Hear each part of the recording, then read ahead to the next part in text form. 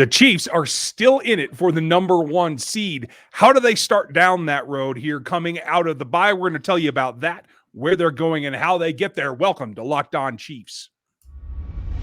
From the land of the free and the home of the Chiefs, this is the Locked On Chiefs podcast. Hey, don't look now.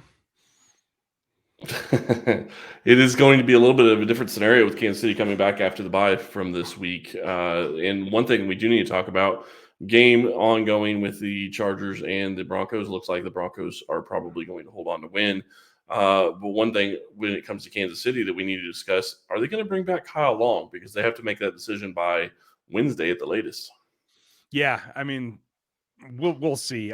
Without hearing a peep, I'm a little bit reluctant to think that they will, but they've surprised us in the past and kept things under wraps, so we'll never know. But if he's there to help them as they start off from the bye, it's going to be a really interesting and lucky situation for him coming off of an injury, because right now the NFL has fallen asleep and allowed the Chiefs to get back in this for the number 1 seed. They have 4 losses on this season. Every division leader in the AFC, except for the Baltimore Ravens, who've only played 10 games to this point, have 4 losses. Ravens are a half game ahead at only 3 losses. At this point, yes, there's tiebreakers involved. There's all that.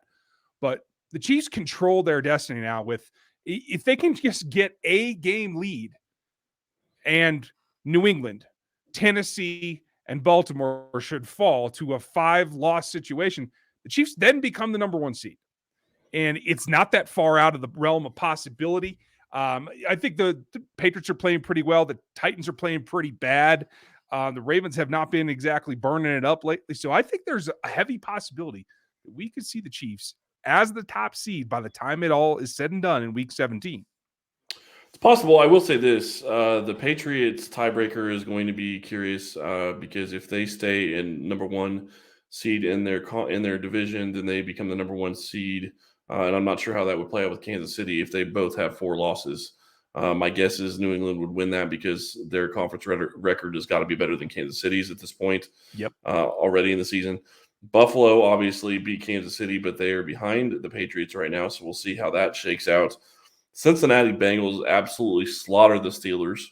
That was an interesting game. But really what it comes down to for me is the Tennessee Titans, who we thought looked like one of the best teams in football 3 weeks ago. They're down A.J. Brown. They're down Julio Jones. They're down Derrick Henry. They're all on IR right now. Yeah. And unfortunately for the Chiefs, they chose, or it worked out that way, that they lost to a bunch of AFC teams early in the season. And unfortunately, any tiebreaker, if it comes to that, if they didn't have a head-to-head matchup, it's going to come to that. If they split, say the Chargers comes down to a tie or something like that, they're going to lose all the tiebreakers because of that conference record. So it really is just about taking it from them and maintaining your gusto right now and allow other teams to fall away, because I'm not convinced any of them are going to be able to maintain and end the season with only 4 losses. Whereas I think that the Chiefs have a 50-50 chance of finishing with the same 4 losses that they have now. That's interesting. I think that they have a 50-50 chance of getting close to having 4 losses. I still think they drop 1 throughout the rest of the year, but the Bengals game to me is going to be one of those that's going to be very interesting. I do think that the Broncos beating the Chargers shows that the Chargers aren't necessarily near as good as people think that they are, because the Broncos really still haven't had a great quarterback play yet, and I think that they're going to need that to beat Kansas City. We'll find out in a week when they play on Sunday Night Football, which surprisingly enough becomes a very important game for Kansas City and Denver, which I didn't expect when they actually flexed the game. Yeah, I was a little I was surprised actually. Yeah, me too. I didn't think they'd go that direction, but and we're going to talk about this game all week long, folks. Want to let you know, have something special for you. I talked with Mike Burton, the Chiefs fullback. He's going to be on with us tomorrow. You will hear that portion of the audio. First half of it has aired on RGR Football. You can check that out over on the channel. But we'll have that for you tomorrow. Matt will be back on Wednesday. We'll have the crossover on Thursday, and we will get you ready for that game on Friday. But it's all rolling into the there's plenty to talk about. But right now today, you saw, like you said, the Chargers have kind of taken a step back. Well, the Broncos have actually taken a step forward, in my opinion. They ran the ball well against the Chargers. Their defense stood up. Pat Surtain is the player we all thought he was, or at least I did. So like it's not as much of an easy roller game like it may have looked a couple of weeks ago. And particularly now the flex looks smarter to me. Yeah, and I'm not going to say it's a roller game. I just think that Kansas City is in a position to still beat the Broncos. They have, I still think, the best quarterback in football, although he hasn't played to that level at times this season. And I think that is going to be something that Denver's going to struggle with is be able to stop them. We'll see how they deal with Tyreek Hill and Travis Kelce coming off a bye week, and Clyde Edwards-Helaire will be healthy, and you're still looking at Josh Gordon still needing to get going. I do think that they're going to get this offense going after the bye. Yeah, and we're going to get into all that, and I know that I'll be watching that game. It might be on a computer, it might be on a TV, it might be on a tablet, or even on my phone if things get really hairy. But I am comfortable with that because I know that I'm going to be covered. I could stream it from anywhere with any of my shows or anything else that I want to see. It's not just the sports. It's all of your online entertainment. It's super easy with DirecTV Stream. It brings it all live and on demand, all together, all at once for your favorite sports, movies, TV shows, and any special events that you can get on there as well. They put it all in one place. That means no more juggling remotes or searching for them. No need to buy another device ever again. And the best thing is there's no annual contract. So get rid of the clutter, get rid of the confusion, and get all of your TV and viewing experiences together in one place on DirecTV Stream. You can learn more about it at directtv.com. That's directtv.com. Compatible device is required, and content does vary by package. Varying by package is going to be a challenge here because I think the Chiefs need to pick up where they left off and really take advantage of the momentum they have and vary the packages. Hit some people with some new things that they have to study up on. Yeah, and you're going to be going into a game against the Broncos where they are coming off a very hard-fought divisional game. So then they had a lot of injuries in the first quarter. Teddy Bridgewater came back, so it looks like he will be good for the next game. But they have injuries on their offensive line. That's not going to be good for going up against this Chiefs unit who has very good pass rush at 3 different positions right now, and 4 if you count Jerron Reed. Yeah, and that's fair enough. It's going to be a challenge on the offensive side of the ball. That will be the test. The Chiefs, as much as they've gotten on a roll lately, and you feel like they're moving, and you guys will hear some of this from Mike Barton tomorrow, it's still not the output, the totals that you want, right? Mm-hmm. Even 19 against the Cowboys. This Broncos defense is still for real. They got Bradley Chubb back, and I think that did make a difference for them on this defense. But clearly their secondary is stepping up. They still have Simmons. Surtain's coming into his own at this point. Doesn't mean he can turn around with Tyreek Hill, but it means that if they play back in dedicated zone coverage, that he is the type of guy that can take the ball away if Patrick isn't very methodical with his delivery, in my opinion. Well, and it's going to be very curious to me to see how Patrick responds after this bye week, because you have to believe that he went in and saw what he did in that Cowboys game, and he's going to come back with a vengeance for the second half. You know, of all the things he does, he is very methodical in the way he studies the game, the way he studies the tape, and he is very methodical in watching his own tape and figuring out what he can do better. With a week off and sitting there with Mike Kafka and Chad Henne, and I'm sure Andrew Reid was involved as well, and maybe even Eric Bieniemy, they're going to figure out how to get this thing back on track, at least even better than what it was. And, you know, it was enough to win the game. It was enough to get things going with the script early on, but they need to be better than they were. Yeah, absolutely. There's no way around that. I think that they can. I think that they need to emphasize a couple of things. I think they need to expand a couple of things.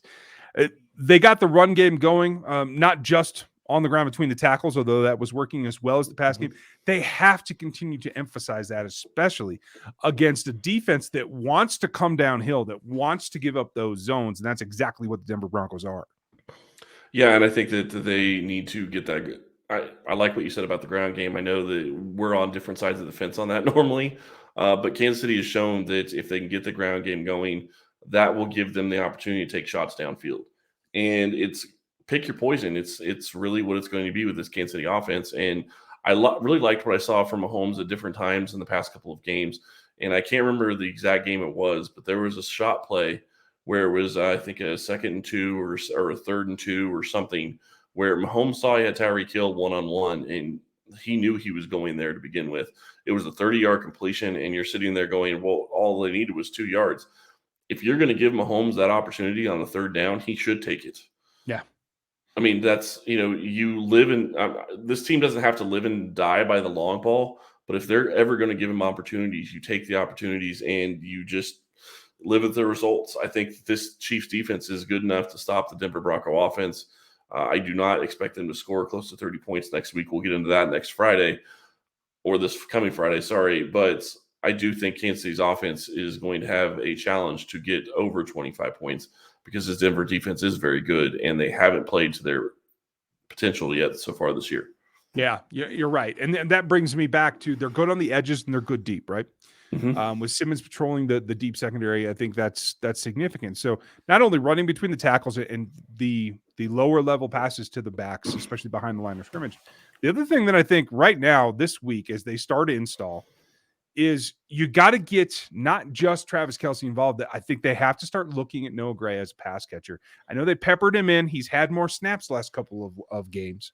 But I think this has got to be the point where they haven't seen him. They're saving it here for the divisional games and use him as a mid-tier weapon. I'm not talking about, like a 3-yard dump off. He can exploit linebackers, particularly the Broncos linebackers on the seams and some of the shallow crossers at like 8 to 12 yards. I think that's really the range that they want to look at him in. Yeah, I think that would be good for them to be able to do that. I also will say, I know we're talking about this game. I just want to throw out there, does look like it's official. Denver has actually beat the Chargers at this point. So we can say that Kansas City has sole possession of first place in the AFC West. And Denver is coming to town off a win against the Chargers. So I think that that's going to play into things as well. The question is, like I said earlier, who's going to be healthy for the Broncos because they suffered some injuries early. If you can get the running game going, if you can get Noah Gray going, I still am of the opinion that they need to get Josh Gordon going. And I don't care what you do if you're Andy Reid. I think you have to put 3, maybe 2 or 3 plays in the first 15 that are trying to go to Josh Gordon and target him. Because if you don't get him going in this game, more than likely you're not going to get him going the rest of the season. You have to take a approach of getting him going, getting him into the offense so you can use him throughout the rest of the year and the playoffs. Yeah, I think it's got to be a priority, a concerted effort to draw up plays that work for him, that help your offense, that take the pressure off McCole Hardman, who played his lowest snap count of the season last time. I think that can pay off not just in getting Josh going, hopefully, but also in distracting people, particularly the coordinators in the defenses that are coming in coming weeks to have to pay attention to him and kind of artificially just through the tape review, like pull some attention over that they have to prepare for some of the wrinkles that they should have in place for Josh Gordon.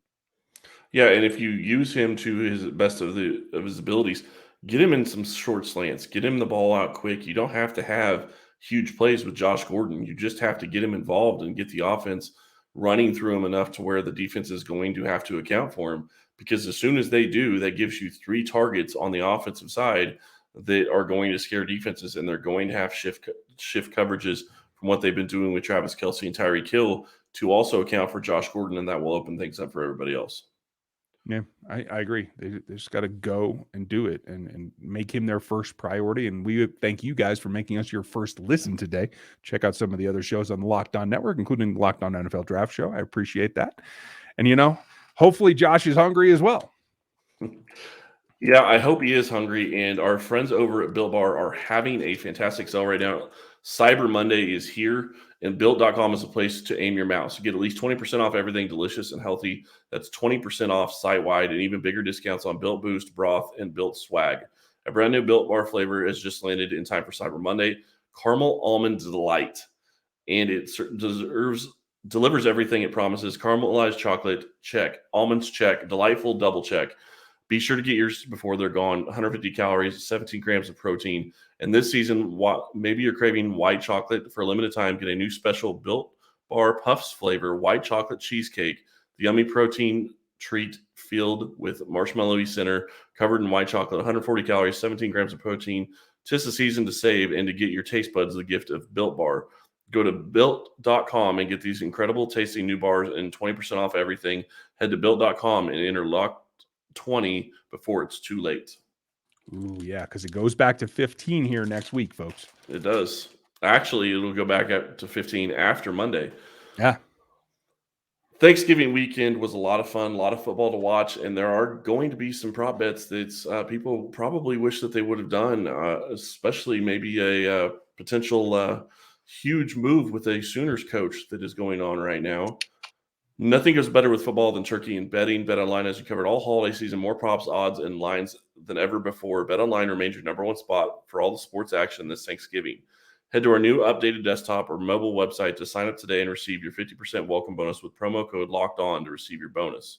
It's not just football. BetOnline has pro and college hoops, NHL, boxing, UFC, and everything else that you want to bet on. Maybe the Oklahoma Sooners are going to be looking for a new coach soon, and maybe you want to go make a bet on that.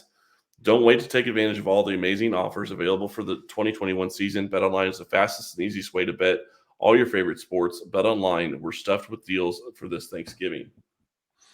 And folks, if you want a little commentary, we will have something on the change there, particularly for Jackson Dart at USC on the draft show this week. It's a huge deal if Lincoln Riley, which it sounds like he is headed to USC. So, it also sounds like OU wants to look at the Cardinals coach. So that could have some interesting repercussions for the NFL. Yeah. I'm not sure I see any of that coming, but hey, you never exactly know what's going to happen. But if you're Andy Reid, you've done your homework and you know what you're going to do when it comes down to coming off the bye. This is kind of his thing. This is the magic part of the season. It allows them to get off to a hot start in the second half, something that they have to have. And like we talked about in the first segment, there's a rare opportunity here where everyone else that has been games and games ahead of them, we had back-to-back losses by the Tennessee Titans, who were the number one seed here a couple of weeks ago. And to see that fall apart and allow the Chiefs back in, all they have to do is keep the hammer down, keep being creative, and take advantage of that. Everyone else, I think, will end up with a loss. If they can run this table, I do believe they will be the number one. But it comes back to attack your division. And as good as Denver's playing, and as wounded as the Chargers look here, I have to think that Chargers still are a complex and troublesome matchup, particularly in Mike Williams. But this is a rare chance I didn't think they were going to have 5 weeks ago. I don't think anybody thought they were going to have this opportunity 5 weeks ago. And Kansas City's in a position where they have to take advantage of it, and they have the ability to take advantage of it. And the biggest thing that is going to help them, yes, Tennessee is falling, but New England coming alive is also helping them, because that is putting New England right now ahead of the Buffalo Bills. And I'm not so sure that the Buffalo Bills will beat New England when they play. New England is playing fantastic football, and Mac Jones is playing well as well. Yeah.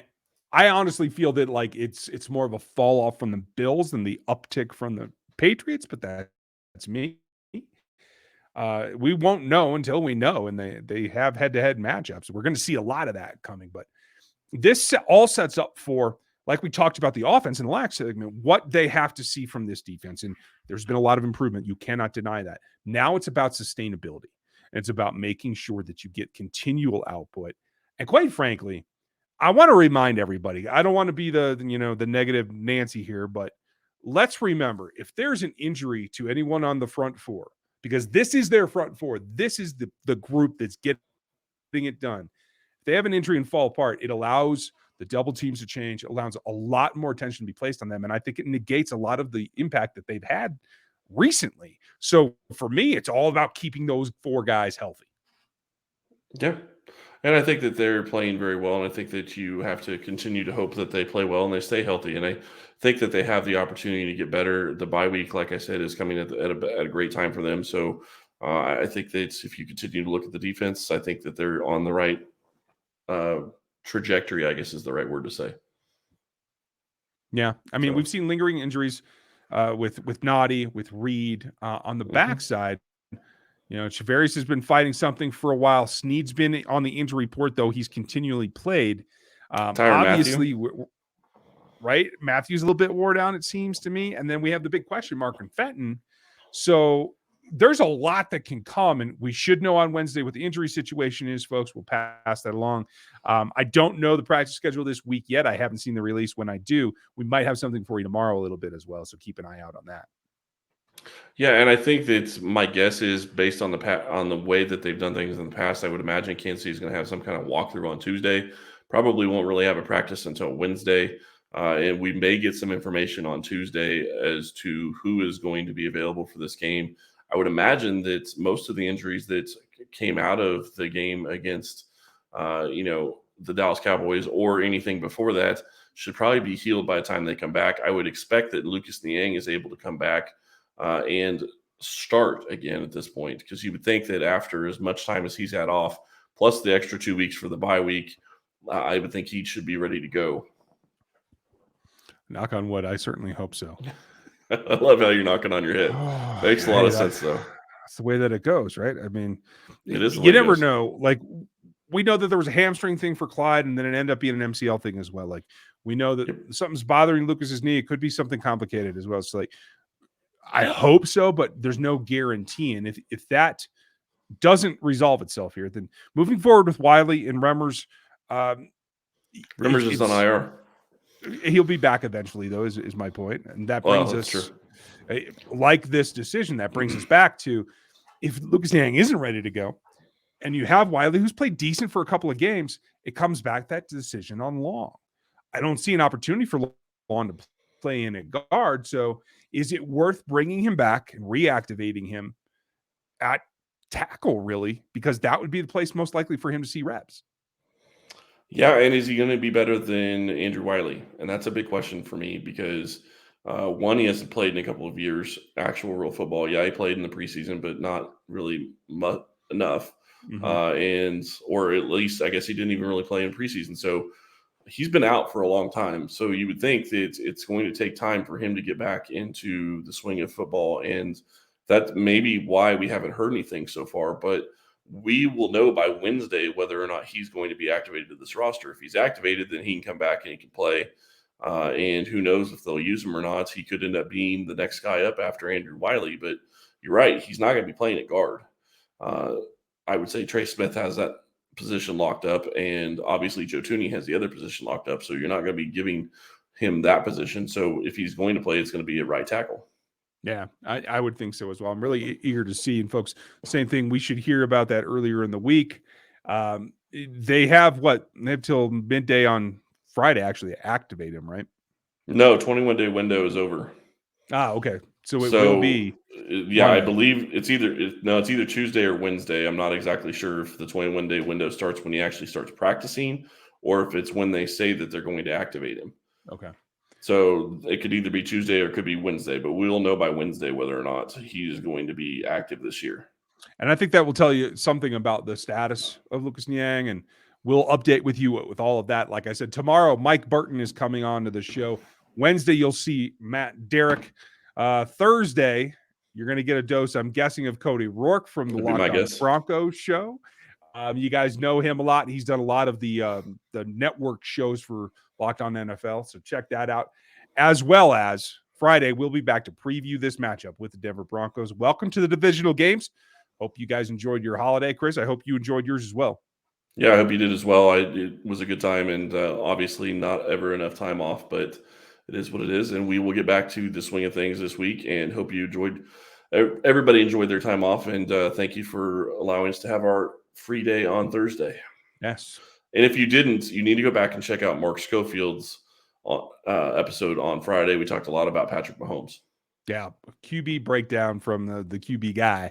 I think you guys will dig that. Thank you for checking us out. Check that one out as well. We'll